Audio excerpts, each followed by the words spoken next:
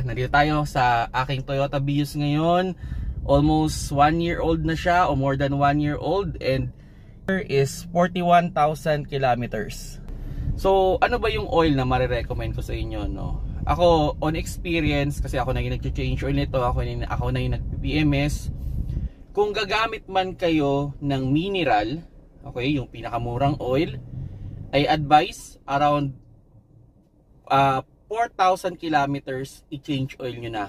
Huwag nyo nang paabutin yan ng 5,000 kilometers kasi hindi na maganda yung kondisyon ng oil pag pinaabot ninyo sa more than 5,000 kilometers. Actually, huwag nyong i-extend. Kasi on experience, in 5,000 kilometers, nung change oil ko na, nung nakita ko na yung drip ng oil, para sa akin, hindi na siya ganun kaganda. Although okay pa naman, pero hindi na siya kasing ganda ng consistency nung sabihin natin kung sa ibang kotse. Okay? Then, meron siyang tendency na lumagitik.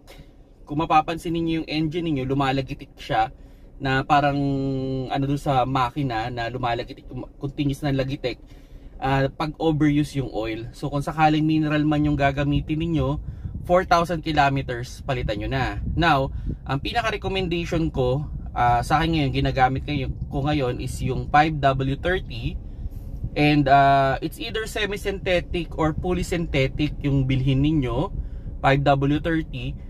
Then i-change oil nyo siya kahit mga 5,000 kilometers. Huwag nyo i-maximize to 10,000 kilometers.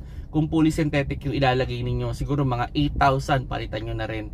Or sana kung kaya 5,000 kilometers lang yung fully synthetic na 5W30 or semi-synthetic na 5W30. So yun yung recommendation ko, no, sa mga Toyota Vios owner dyan.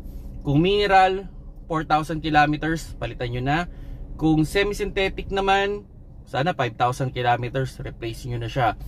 Kung fully synthetic, huwag nyo i-maximize to 10,000, roughly mga 8,000, o kung kaya nga 5,000 kilometers, palitan nyo na para maganda lagi yung condition at yung vibration ng inyong makina. Tapos yung lagitik, maiiwasan.